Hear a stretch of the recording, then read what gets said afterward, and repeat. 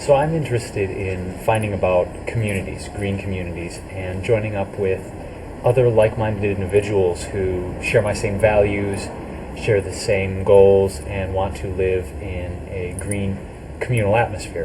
Where do I go about finding people like that in communities? Well, there's all sorts of green options in America, from the random individual owner-built home that's just scattered around to developers are now doing planned subdivisions of all green homes. Wow. The co-housing movement is very strong. On my website, I've got all this, thegreenarchitect.com. But there's co-housing communities all over the world. And a co-housing community is basically based on the condominium ownership legal model. Okay. But it's usually planned before it's built. All the members who want to live there kind of work together with the architect and the developer. And so it has a community area and a community house, pool, whatever, recreation, main kitchen. And then they all have individual homes or kind of condo apartment, like a few buildings that each have a few homes together with some common walls, and that gets the price down. Okay. And then eco-villages are kind of similar to that. You can Google these terms on the internet. Okay. Anyway, there's an international co-housing site and / eco-villages, and it lists dozens of them all over the place. And an eco-village meaning what exactly? Oh, it's kind of synonymous with co-housing. Okay. Village implies like a whole bunch of homes.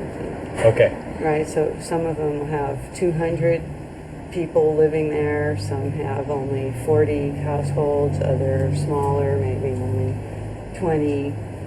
Then there's land trusts. What's a land trust? Well, it's a legal vehicle to put on the title of a piece of land that it can never be developed. So a lot of eco-developers are kind of working together with the Nature Conservancy and some other groups, and they'll go get a big piece of land that has like some habitat of migration of some large herd mammal types, or bears or moose or elk, or just beautiful scenery, watershed, whatever, land adjacent to national parks that's like really beautiful, right? And so if you're going to keep it pristine forever, you have to secure some legal deed restriction on it that nobody can ever divide this up and build buildings on it. So a lot of land trusts create designated approved building sites, and then they deed all the rest of the land forevermore, no matter who owns it. Like, done deal. Excellent. That it's in the land trust to be conserved for plant and animal habitat, and conserve like beautiful outdoor spaces. And then quite often those have nature walks on them, and they have a website, and they allow people to go hiking there. So there's like specific home sites that you can have. Excellent. So that's the land trust model. So then if you live at the land trust, and there could be anywhere from a couple of homes to a couple dozen, then everybody else who bought into one of those building sites, you know they're going to share your values about conserving the land. And then there's green affordable housing.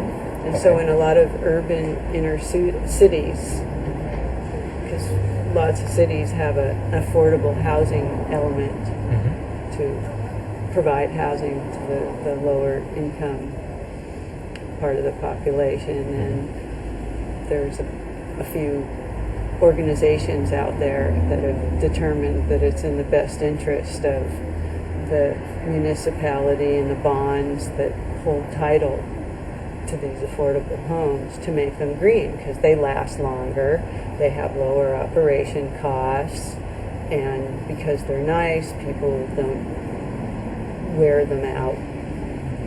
Like they have sort of occupant pride living in them. Excellent. So whether I'm in the city or whether I choose to go out into nature on a land trust, I've got a variety of options to choose from. Yes. Excellent.